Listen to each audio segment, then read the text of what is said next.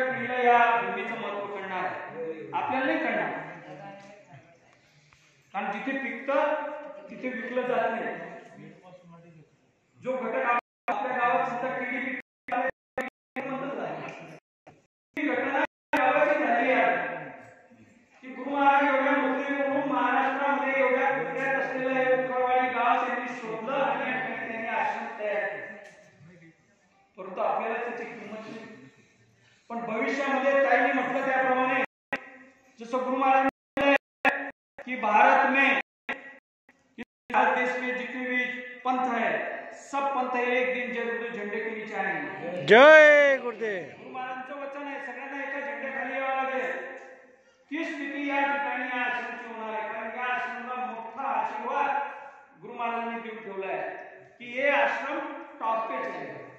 जय गुरुदेव. हा आशीर्वाद दिला आपल्याला, हे आश्रम टॉप पे चलेगा. आपण मनामध्ये विचार करतो कार्यक्रम एवढा मोठा, लोक थोडेसे लोक आपण करणार. टापवर जेव्हा चालेल तेव्हा आपल्याला ते दृश्य दिसेल तेव्हा कळेल की गुरु महाराजांनी म्हटलं होतं टाप पे चलेगा, तर आज टाप पे चलेगा. माझ्या माहितीप्रमाणे मथुरेनंतर एवढं भव्य दिव्य मंदिर, जय गुरुदेव दया मंदिर मथुरेनंतर या आश्रमावरच तयार झालं. एवढं भव्य मंदिर कुठेच नाही.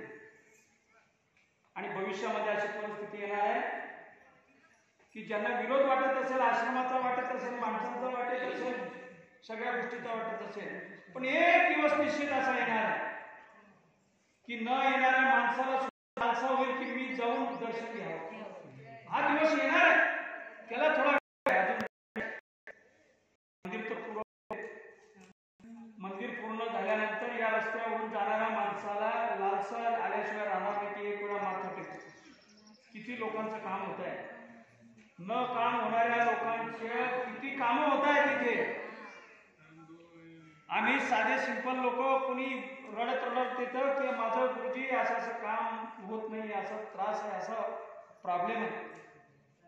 आम्ही साधी घोडे पणाने सहज सांगतो की हा बाबाजींचा हा प्रसाद आहे आणि बाबाजींना सांगा काय सांगायचं, काय इच्छा आहे तुमची सांगा आणि हा प्रसाद घ्या. हा प्रसाद रोज खात जा.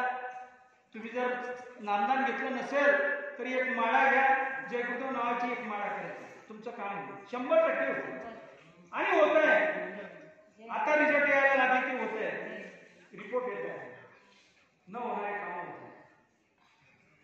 तर या ठिकाणी आलेले सगळे भाग्यवान आहे, भाग्यवान भाग्यवान याच्यासाठी गुरु महाराजांनी म्हटलंय चौथा महायज्ञ मैं करूंगा. उस महायज्ञ में कितने लोग रहेंगे? 10 करोड़ रहेंगे. बाबाजीचे किती शिष्य आहेत? आज जर मोजले तर ढोबळ मानाने 40 करोड म्हणतो आपण, त्याच्यापेक्षाही जास्त आहे. 40 करोड भारतामध्ये गुरु महाराजांचे सेवक आहेत. पण गुरु महाराजांनी 40 करोड म्हटलं का? चौथ्या यज्ञाला किती म्हटलं? 10 करोड म्हटलं. 10 करोड म्हटलं, जास्त नाही म्हटलं. गाळणी लावली, गाळणी, आणि गाळून गाळून 10 करोड काढले. त्या 10 करोड मध्ये आपला नंबर आहे, सगळ्यांचा आपला नंबर. हा आश्रम जळगाव जिल्ह्याचा आहे. जळगाव जिल्ह्यामध्ये किती सत्संगी आहेत? 10,000 तरी असतील. 10,000 मध्ये तुम्ही किती आले? 100-200 आले.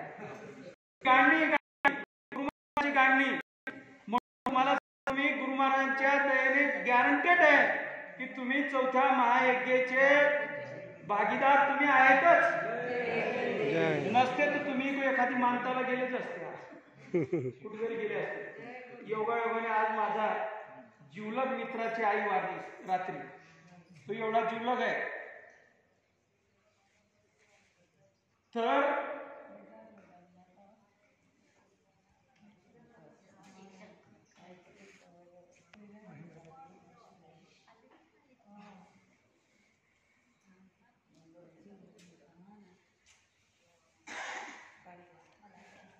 रात्रभर आमच्यासाठी फिरत होता. रात्रभर फिरला, सगळी व्यवस्था केली त्याने, पत्रिका छापणं, आणि रात्रभर येथे उकळवाडीला सुद्धा येऊन गणगाव उकळवाडीच्या फेरी मारत होते. एवढी काळजी त्याने घेतली, एवढे उपकार त्याने माझ्यावर केले. पण आता माझं दुर्भाग्य म्हणावं की सुभाग्य म्हणावं मलाच कळत नाही. त्याचे वडील वारले तर मी प्रेतयात्रेला जाऊ शकलो नाही. मी ट्रेनिंगला बाहेर होतो, येऊ शकलो नाही. ट्रेनिंगवाल्याने मला सांगितलं, विनंती केली की मला जाऊ द्या आजच्या दिवस प्रेतयात्रेला. त्यांनी सांगितलं मिळणार नाही, जाता येणार नाही, जाऊ शकलो नाही. आणि रात्री त्याची आई वारली. पण इकडे गुरु महाराज, इकडे मित्र, काय करायचं. पण मी ठरवलं की गुरु महाराजांना मी प्राधान्य देईल, मित्राला समजून घेईन. तर अशी भावना तुम्ही ठेवायची, अशी भावना तुम्ही ठेवायची, तेव्हा आपलं काम होणार.